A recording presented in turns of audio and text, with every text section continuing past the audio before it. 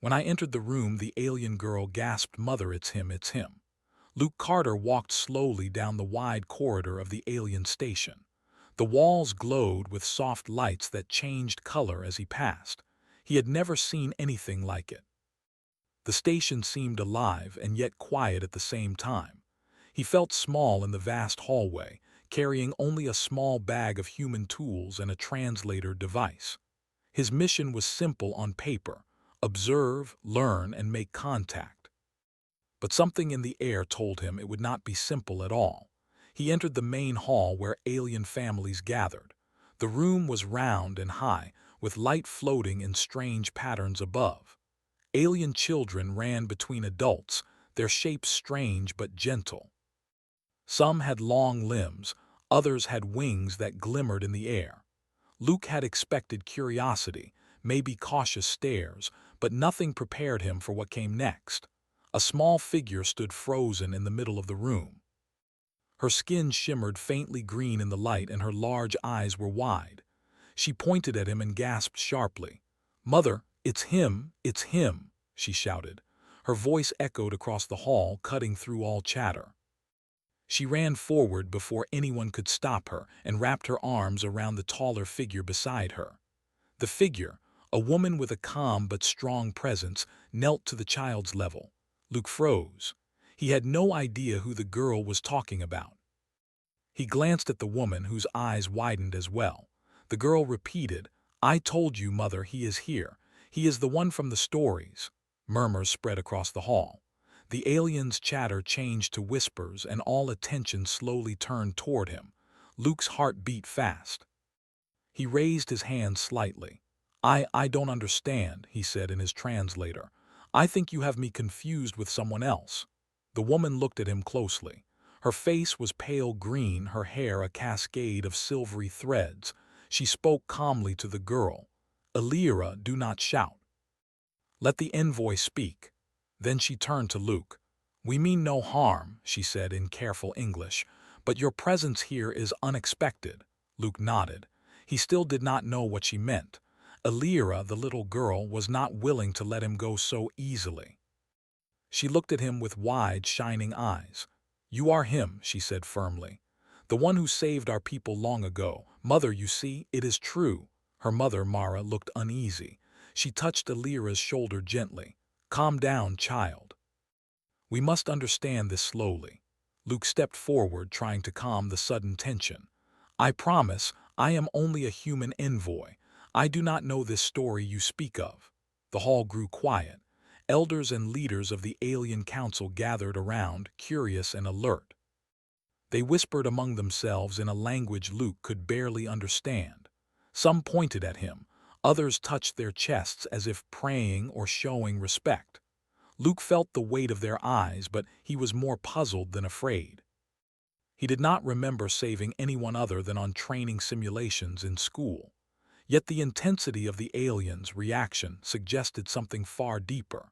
A tall alien with a flowing robe approached him.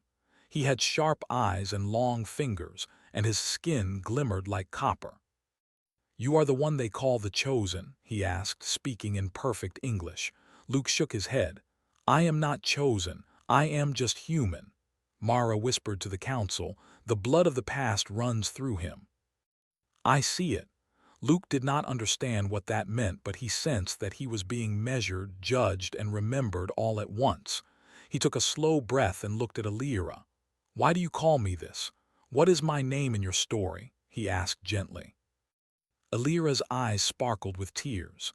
"You are called the hero of our world. Long ago, your ancestor came to our people when we were dying. You carried hope and we waited for your return. And now it is you. The stories said it would come true." Luke felt a chill run through him. The words sounded impossible, yet the conviction in her voice made him pause. He searched for a rational explanation, but none came to mind. Mara kneeled to his level. "We have records, human, of your family.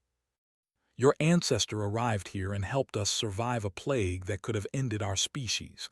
The stories say one day the bloodline would return and the hero would walk among us again." Luke blinked. "My ancestor? I do not know of this." I have studied human history, but nothing like this exists. He tried to remember anything from his family, anything hidden, but it all felt distant. It was as if someone had left a puzzle for him to find. The council moved closer, studying him silently. The tension was high, but none made a move against him. It was respect mixed with fear. Luke sensed that they believed he carried a legacy, but he could not grasp why. He looked again at Alira, whose small hands were clasped together. I am just Luke, he said softly. I cannot be what you expect. I only came to observe and talk. She shook her head. No, you are him. The signs are clear. The council will see soon. Luke felt a strange pull, something he could not explain. It was almost magnetic, drawing him closer to the world he did not know he belonged to. Mara stood and spoke to the council. He is our guest. We will learn from him first before judging, yet we cannot deny the resemblance to the stories. See the shape of his hands, the glow in his eyes when he looks at the stars.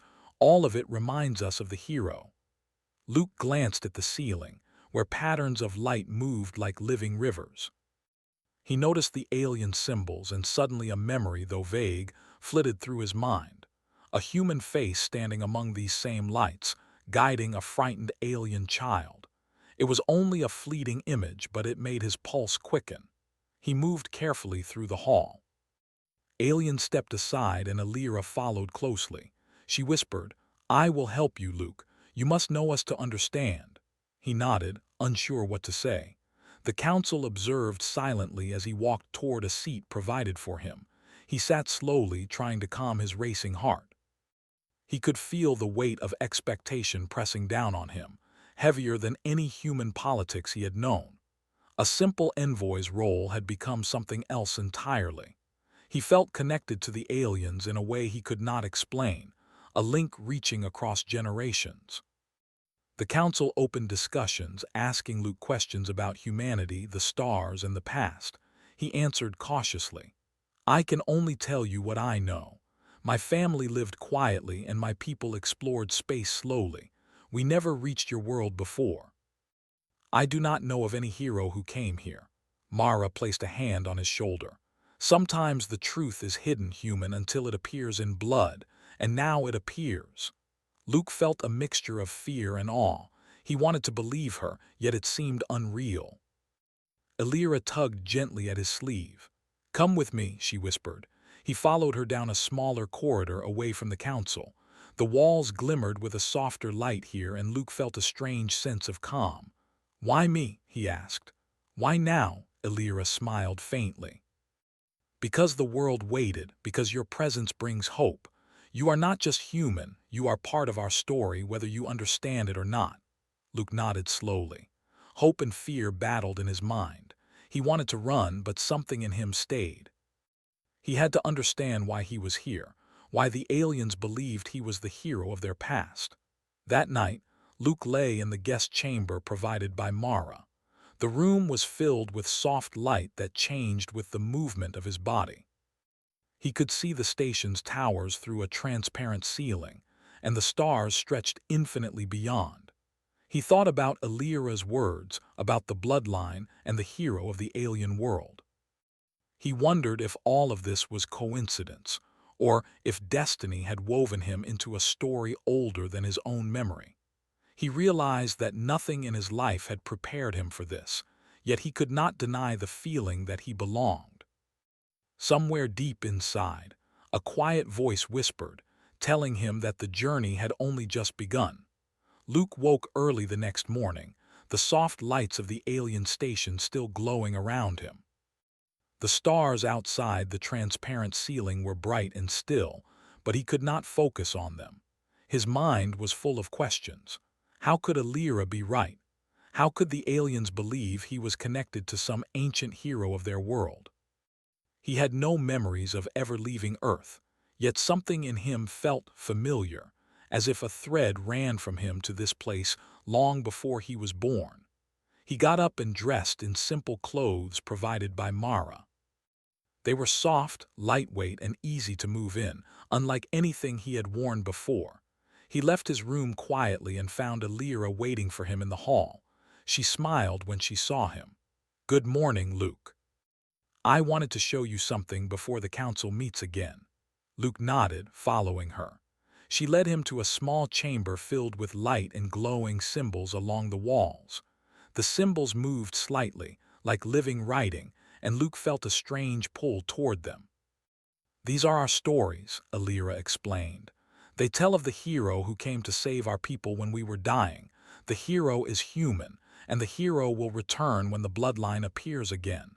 She paused and looked at him. "We believe it is you." Luke shook his head slowly. "I cannot be the hero. I have never even been to space before today. How can I be your hero?" Alira did not answer at once. Instead, she pointed to the wall. The symbols shifted to show a scene, a human figure helping small green creatures through smoke and fire. Luke felt his stomach tighten. The scene felt familiar yet distant, like a dream he had never had but somehow remembered. "See," Alira said, "your ancestor came to save us. Your family carried hope in their blood. Now that blood has returned." Luke studied the images. He could not explain why he felt a strange warmth in his chest, a sense of duty he had never known. He had always been a quiet observer, a student of history, not a hero. Yet he felt a pull to the alien world, a quiet insistence that he could not ignore. Mara entered the chamber, her expression calm but firm. "Luke, we have records of your ancestor. Professor Helen Morrow, a human historian, helped translate them for us. She will speak to you today." Luke raised his eyebrows. "A human here, on this station?" Mara nodded. "Yes. She has studied ancient human missions. She may help you understand the connection." Luke followed her to a different chamber where Professor Morrow waited. She was an older woman with gray hair tied back and eyes that seemed to see everything. She smiled when she saw him. "Luke Carter, I presume?" she asked. "I have read your family history. You are special." Luke swallowed nervously. "Special? Professor, I do not understand. I am just a human." Helen held up a tablet filled with old documents. "Your ancestor was part of a mission we never fully recorded. It was over 100 years ago. The mission left Earth and went beyond known space. Your ancestor helped an alien world survive a plague that could have wiped them out. The aliens here have remembered this story for generations. They believe it will come true again through you." Luke stared at the tablet, scanning the faded words and images. He recognized some faces, humans in old uniforms, holding strange devices. But the mission seemed impossible. The distances, the technology, the survival, how could it have happened? Yet the proof was here. "So they think I am the same as my ancestor," Luke said quietly. "But I have never been anywhere near this world." Professor Morrow nodded. "Sometimes blood carries memory, not memory of events, but memory of purpose. You may feel what your ancestor felt and the aliens sense it. It is rare, but it happens." Luke felt a shiver. He had always believed he was ordinary. Now he felt part of something larger, a story that stretched across generations and light years. Later that day, Luke returned to the main hall with Alira. The council was waiting, its members lined in a wide semicircle. The tension in the room was thick. The aliens' whispers and murmurs filled the space. Luke stepped forward and tried to speak. "I want to understand," he said. "I do not know what I am supposed to do. I only want to help in whatever way I can." One of the elder aliens, copper-skinned and tall, spoke first. "Your presence here is a sign. Our world remembers the hero. Now we see the hero again. Prove to us that your blood carries his strength." Luke hesitated. "Prove? Professor Morrow says I may feel what my ancestor felt, but I am not a hero. I do not even know how to be one." The council murmured again. Some voices were doubtful, others curious. Alira stepped forward. "He is worthy. I can see it. Please give him a chance." The council decided to observe him with small tests. They were simple, yet strange to human eyes. One involved carrying water through a corridor filled with moving walls. Another involved calming frightened alien children in a simulation of danger. Luke struggled at first, unsure how to act. But he remembered Alira's words, remembered the pull he felt in his chest. He focused on helping, not on winning. When he carried the water, he did so carefully, placing it in the final container without spilling a drop. When he calmed the children, he listened patiently, spoke softly, and guided them with care. The aliens watched silently, some nodding, others whispering among themselves. After the trials, Mara approached him. "You have done well," she said. "Not because you are human, but because you have the qualities of the hero: courage, care, and patience. These are what our stories remember." Luke smiled faintly, still unsure what to make of it. "I only tried to do what felt right." Alira hugged his arm. "That is enough. It is always enough." That evening, the station was peaceful, but an undercurrent of worry ran through the alien families. They had long awaited the return of the hero, and now their hope rested on a human who did not understand his own role. Luke walked through the corridors, thinking about the stories, the trials, and the strange pull he felt to this world. He realized he wanted to help, even if he did not yet know how. The memory of his ancestor, the trust in Alira's eyes, and the quiet approval of Mara pushed him forward. He found himself outside, looking at the stars. The station floated among asteroids, and beyond them distant suns shone. Luke breathed deeply. "Maybe this is why I am here," he whispered to himself. "To learn, to help, to understand." He felt a small smile on his lips, the first spark of confidence. For the first time, he felt like part of a story bigger than himself. Suddenly, a message arrived from Professor Morrow via a small communicator. "Luke, I have found more about your ancestors' mission. Come to my chamber. It is important." Luke followed the directions quickly. The chamber was quiet, filled with tablets and old maps. Professor Morrow pointed to a holographic map showing a human ship traveling through the stars. "Your ancestor went to worlds humans have forgotten. They carried medicine, knowledge, and hope. The aliens you see today survived because of them. They have waited generations for your blood to return. Your choices now will shape their trust and their future." Luke nodded. He felt a deep weight in his chest. Responsibility, fear, and determination mingled together. He realized that even if he did not feel like a hero, he could still act like one. Later, back in his room, Luke tried to rest but could not. He thought about Alira, the trials, and the council's expectations. He knew tomorrow would bring more questions, more tests, and perhaps dangers he could not predict. Yet he also knew that he could not run. The aliens believed in him, and in some strange way, he now believed in himself. For the first time in his life, he felt connected to something larger than human history, a story that stretched beyond the stars.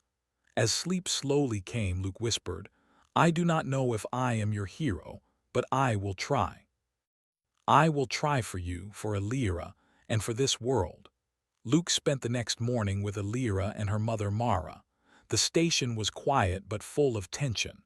The council had decided that if Luke was truly the descendant of the hero, he must prove himself further. Not through words, but through actions. Today, he would face a series of tests designed by the council to measure courage, empathy, and the ability to make hard decisions. Alira ran ahead of him. "Come on, Luke. I will show you where the first trial is." "It is called the Trial of the Paths." Luke followed, still unsure what he would face. They entered a large chamber, its floor moving gently like waves. Walls shifted and opened into many doors, each with strange symbols glowing above. "You must choose a path," Alira explained. "But the wrong path could trap you. The council wants to see how you think, how you feel, and how you act." Luke took a deep breath. "I do not know if I am ready for this." Alira smiled. "You are more ready than you think." He stepped onto the first path. The floor shifted beneath him, and suddenly he was in a narrow corridor filled with obstacles. Walls moved toward him, lights flashed, and strange sounds echoed. Luke felt panic rise but forced himself to slow down. He remembered Alira's words, his ancestors' purpose, and the trust the aliens had placed in him. He moved carefully, watching the walls, and found small openings that allowed him to pass safely. It was not easy and his heart pounded, but he did not give up. At the end of the corridor, he found a small alien child trapped behind a glowing barrier. The child cried and reached out. Luke hesitated. He could simply open the correct door and finish the trial, but he knew the right thing was to help. He reached toward the barrier, trying to find a way. His hands touched a small panel, and with careful adjustments, he opened it just enough for the child to slip through. The child ran to Alira, laughing, while the council watched silently. Luke felt a rush of relief and pride. It was not about winning, he realized. It was about doing what felt right. The next trial tested empathy. Luke entered a room filled with holograms of alien families in distress. Some were hungry, some frightened, some alone. The task was simple in instruction but complex in action. Comfort them, understand their needs, and guide them to safety. Luke moved from figure to figure, speaking softly, listening to the faint sounds they made, and guiding them gently. Some aliens hesitated, but he remained patient, showing care instead of rushing. The council observed, and Luke felt a quiet glow of approval from Mara and Alira. After the trials, Luke was led to a quiet chamber by Professor Helen Morrow. She smiled softly. "You are learning fast. The council is impressed, not because you are human, but because you act with the qualities your ancestor had." Luke shook his head. "I feel like I am only copying what I think is right." "How can that be enough?" Professor Morrow placed a hand on his shoulder. "Sometimes human intention matters more than action. You are learning to listen, to feel, and to act without selfishness. That is the mark of a hero." Luke nodded slowly, absorbing her words. Later, Mara brought Luke to a balcony overlooking the station. The stars stretched endlessly and distant planets glimmered. Alira joined them. "Do you see?" she asked. "This world survived because of humans before. It can survive again if you try." Luke felt a mixture of fear and determination. He realized that the weight of expectation was not just a burden, it was a guide, a light pushing him forward. That evening, the council gathered again. They spoke of the trials, praising Luke's actions, but they also warned of challenges to come. "There are those beyond this station," the elder copper-skinned alien said, "who do not wish to see the humans return. They fear your bloodline. You must understand that trust is fragile and danger is near." Luke listened carefully. He had expected peaceful observation, but the reality of the galaxy was harsher. Yet he felt a quiet resolve. He could not leave the aliens vulnerable. He would act, even if he did not yet know the full path. The next morning, Luke prepared for the final trial. It was called the Trial of Courage. He was led to a large arena filled with obstacles, illusions, and unknown threats. The council explained that he must navigate the arena alone, relying on his instincts, his care for others, and his ability to make quick decisions. Luke took a deep breath, remembering his ancestors' mission, the stories, and the hope carried in his blood. He stepped into the arena. Inside, shadows moved like living creatures. Strange sounds echoed, and illusions of danger appeared. Luke felt fear rise, but he forced himself to focus. He moved slowly, carefully observing the illusions. At one point, a figure appeared to be in danger. It was a hologram, but he could not know for sure. He reached toward it, ready to act. The figure disappeared, leaving him shaken but proud of his choice. Suddenly, a test unlike any other appeared. A small group of alien children ran into the arena, chased by illusions of fire and falling walls. Luke realized he had a choice: reach the exit quickly and finish the trial, or help the children and risk failure. Without hesitation, he turned back. He guided the children, held their hands, and led them through safe paths. The illusions challenged him, but he remained steady, calm, and determined. When he reached the end, the council stood in silence. Then Mara stepped forward, smiling. "You have shown courage, care, and wisdom, not because the trials were easy, but because you chose others before yourself. This is the heart of the hero. Luke felt a wave of relief. He had not known he could act like this, yet he realized he had. For the first time, he felt connected to the alien world, to their stories, and to the hero of the past. That night, as Luke lay in his chamber, he thought about the trials, Alira, and the Council's expectations. He realized that the tests were more than just challenges. They were lessons in understanding, empathy, and responsibility. He understood now why the aliens had awaited the return of the hero. It was not just for power or victory, but for hope, for guidance, for trust. He felt a quiet sense of purpose. He was no longer just Luke Carter, human envoy. He was a bridge, a connection, and perhaps a small part of something much larger. He looked out at the stars, and for the first time he felt a quiet confidence. He had faced the trials, learned from them, and understood the weight of the trust placed upon him. Yet he also knew the galaxy was vast, and dangers could appear at any time. The Council's warning echoed in his mind. Someone, somewhere, might not wish to see humans rise again. Luke clenched his fists and whispered to himself, "I will protect them. I will try. I will not fail." Alira entered quietly, holding a small, glowing crystal. "This is for you," she said. "It shows the path." Not the easy path, but the right one. Luke took it and felt warmth spread through his hands. He looked at her, gratitude in his eyes. "Thank you, Alira. I will try to follow it." She smiled and leaned close. "We believe in you. That is all that matters." The next morning, the station buzzed with a different energy. Aliens moved with quiet respect, children laughed, and the Council prepared for new discussions. Luke walked through the halls with Alira by his side. He had passed the trials, but he knew his journey was only beginning. He had learned about courage, empathy, and patience, but now he must face the real challenge. A galaxy that might not welcome humans, and a future that depended on choices, not destiny. As he stepped onto the balcony overlooking the stars, Luke realized one simple truth. Being part of the story was not about being perfect. It was about trying, about caring, and about acting even when fear was present.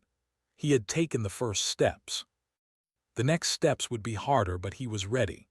The galaxy waited, full of wonder and danger, and Luke Carter, a simple human, felt for the first time that he belonged. Luke woke before the sun rose, though on this station, the concept of day and night was strange.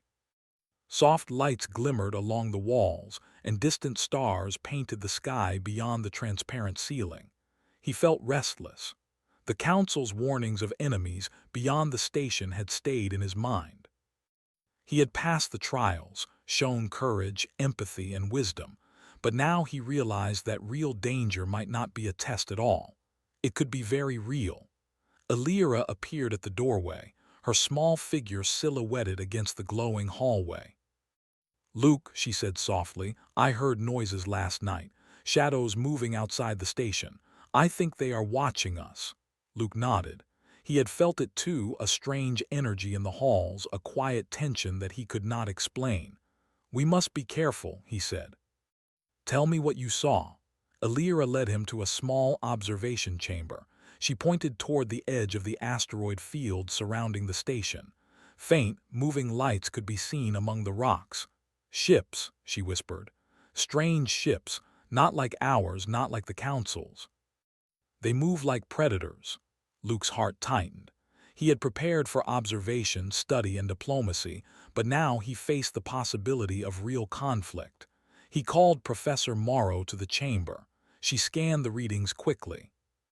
"These ships are fast and dangerous," she said. "They are not from the friendly colonies nearby. They may fear humans or they may fear the hero. Either way, they mean harm." Luke swallowed. "How do we stop them? I am only one human." Professor Morrow shook her head. "It will take strategy, courage, and quick thinking. You passed the trials, Luke. Now you will need everything you have learned." He returned to the council chamber. Mara, Alira, and the other council members waited. The alien leaders spoke quickly, their voices tense. "These are raiders from beyond our borders," said the copper-skinned elder. They remember the stories of your ancestor. They do not wish humans to rise again. If they reach the station, they will destroy it. Luke felt a chill. He had trained for simulations, but this was not a trial. Lives were at stake. We can defend ourselves, he said slowly. I will help. The council studied him silently. Mara's hand rested on his arm. We trust you, Luke. You will need to act with the qualities you showed in the trials. They moved quickly. The station's defenses were old, designed for minor threats, not an organized attack. Luke studied the maps and holograms, noting weak points and escape routes. We cannot simply fight them head-on, he said. We must use the station itself, the corridors, the airlocks, the shifting walls. We can make traps, confuse them, and protect our people. The council listened carefully. Some seemed doubtful, but others nodded. They agreed to follow his plan.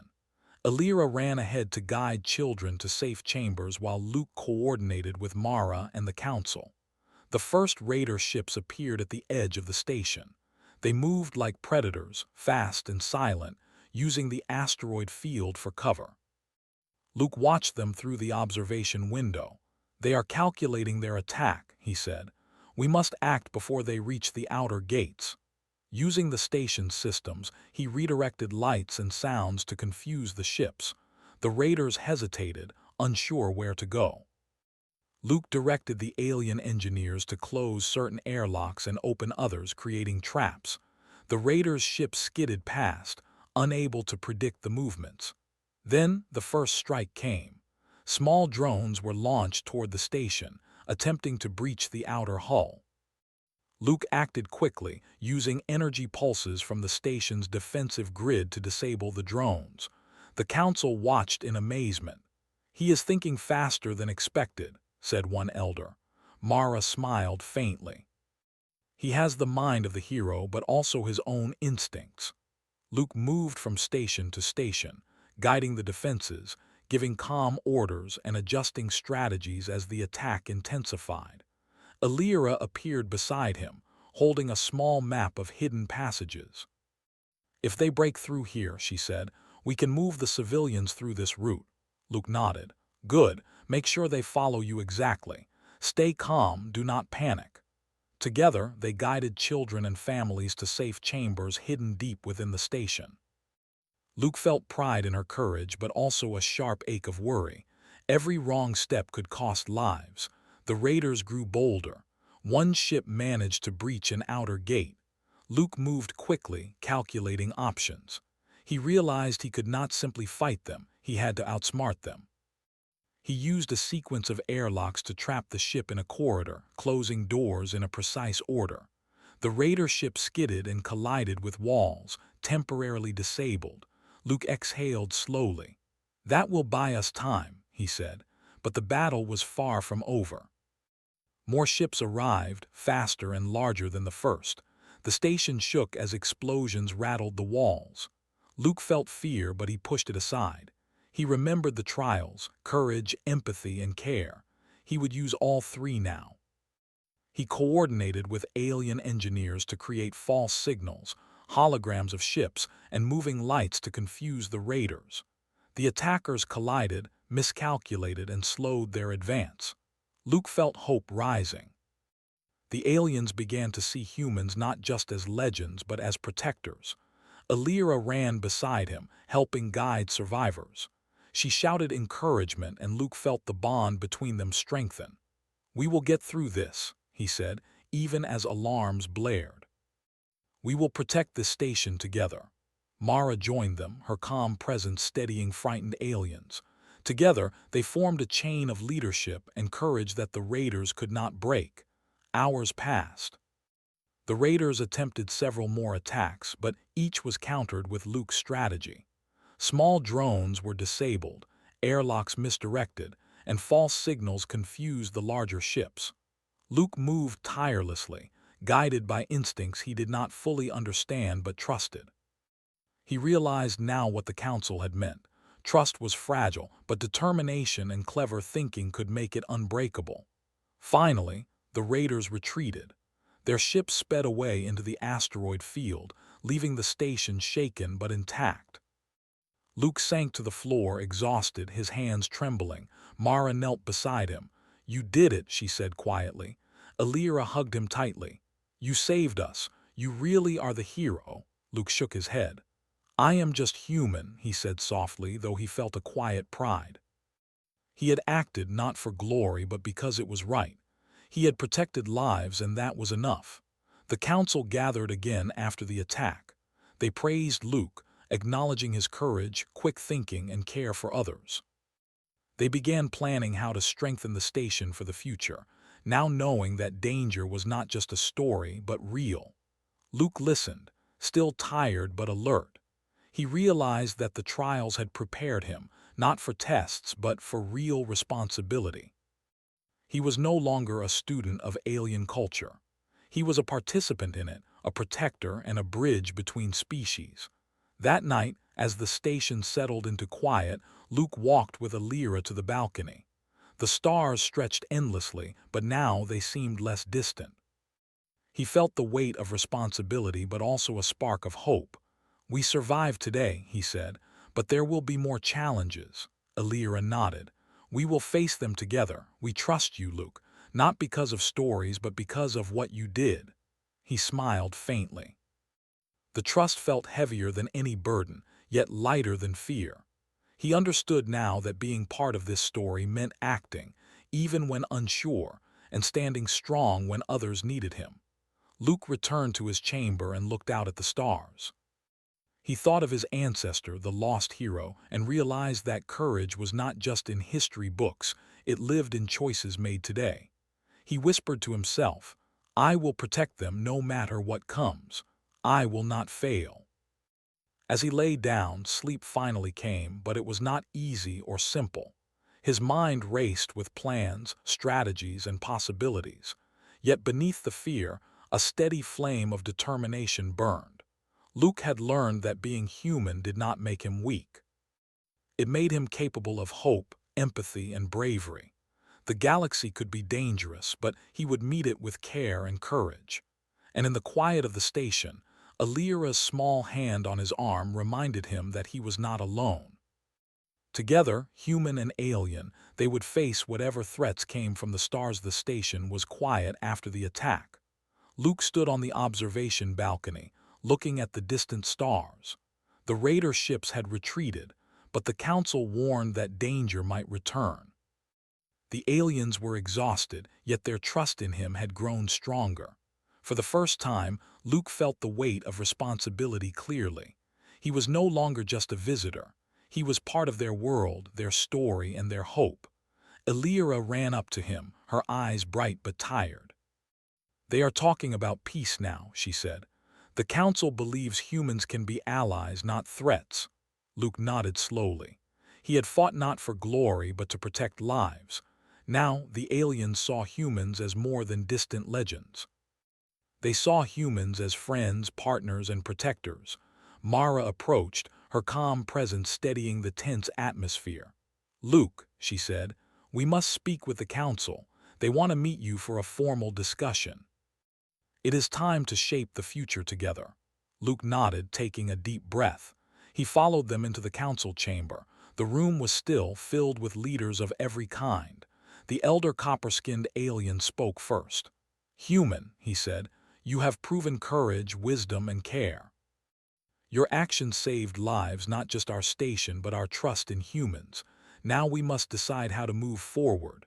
Luke spoke carefully. "I do not claim to be a hero. I am only human, but I have learned from your people, your stories, and your trust. I want to help. I want humans and your people to work together to protect each other and to grow stronger together." The council listened quietly. Mara nodded. Alira smiled faintly. "He speaks from his heart," she said. After long discussions, the council agreed on a treaty. Humans would be recognized as allies, able to share technology, knowledge, and protection. The alien world would help humans understand deep space regions and dangers previously unknown. Luke realized the importance of this moment. Centuries of mistrust could now turn into cooperation, not through legend alone but through choice. Humans had earned their place not by destiny but by action. Later, Luke walked with Alira through the station. Children played in the halls, their laughter echoing softly. Aliens and humans worked side by side, repairing walls, checking systems, and sharing stories. Luke felt a quiet pride. He had passed trials, faced danger, and now helped build something lasting. Alira skipped beside him. "You changed everything," she said softly. "Because you acted, because you cared." Luke smiled faintly. "We changed everything, together." That night, Luke sat in his chamber, reflecting on the journey. He thought about his ancestor, the lost hero whose story had brought him here. He realized that the hero had acted not because of power, but because of care. Courage was not just in battle, it was in every decision that protected others. He felt the connection in his blood, not as a burden, but as guidance. Professor Morrow came to see him. "Luke, the council has asked me to stay and work with you," she said. "Humans can learn a great deal from this world and vice versa. Your choices will shape generations." Luke nodded. "I understand. I will do my best," she smiled. "That is all anyone can ask."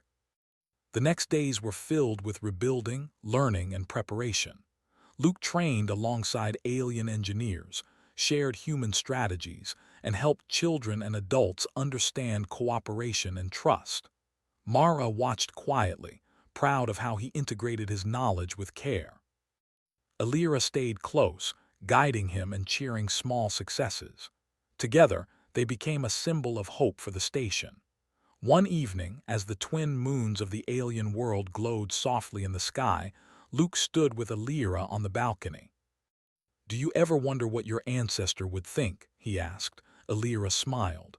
"He would be proud, but more than that, he would be glad to see you choose your own path, not just follow destiny." Luke looked at the stars. "I am glad too. I never thought I could matter like this. I never thought humans could be more than observers." Alira took his hand. "You are more than that now, you made yourself more." Suddenly, distant lights appeared among the stars. Luke tensed. "Raiders?" Alira asked. He shook his head. "No, friendly ships. Other humans coming to help, now that we are allies." Luke felt a rush of relief. He realized that humans and aliens together could be stronger, safer, and wiser. Centuries of fear and mistrust could be replaced by trust built through action. The council gathered once more to greet the human ships. Leaders and families came together in celebration. Luke stepped forward with Alira and Mara. He felt the eyes of the council on him, but he also felt the warmth of trust and hope. The alien children waved, some calling his name. Luke smiled faintly. He had faced trials, danger, and fear, but now he saw the results: life, peace, and cooperation. After the celebrations, Luke found a quiet moment alone. He looked at the stars stretching endlessly beyond the station. He whispered, "I will protect this world. I will help it grow. And I will never forget what it means to care, to act, and to be human." The soft lights of the station reflected in his eyes, showing a quiet determination. He was no longer a visitor. He was a participant, a protector, and a bridge between two worlds. Alira appeared beside him. "You did it, Luke," she said softly. "Not just for us, but for everyone, humans and aliens together." Luke smiled. "We did it together, and we will continue to do it together," she nodded. "And one day others will learn from what we built, our trust, our courage, our care." Luke realized then that the hero of the stories had never been about one person. It was about choices, about action, and about protecting others even when fear was present. He had acted, and in doing so, he had changed history. The galaxy was wide and dangers remained, but he knew that together, humans and aliens could face them. Courage was not in legend alone, it lived in those willing to act. The following morning, Luke and Alira walked through the station again. Aliens repaired walls, children laughed, and humans and aliens shared knowledge. Luke paused for a moment, looking around. He felt hope rise in his chest. He had faced trials, danger, and fear. He had earned trust not by destiny but by choice. He was no longer a simple envoy. He was part of something larger, a story of hope, courage, and unity that would continue long after today. As he stepped onto the balcony one last time before leaving for the day, Luke whispered to himself, "I may be human, but I can act like a hero. Not because I am told, but because I choose to, and that choice will keep this world safe." Alira's hand touched his arm. "And we will stand with you always."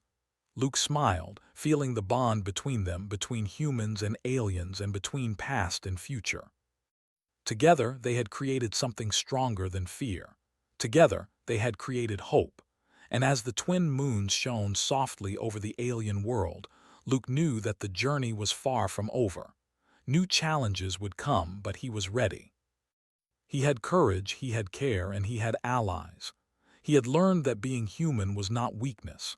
It was strength when paired with choice, empathy, and action. And he would carry that strength always across the stars.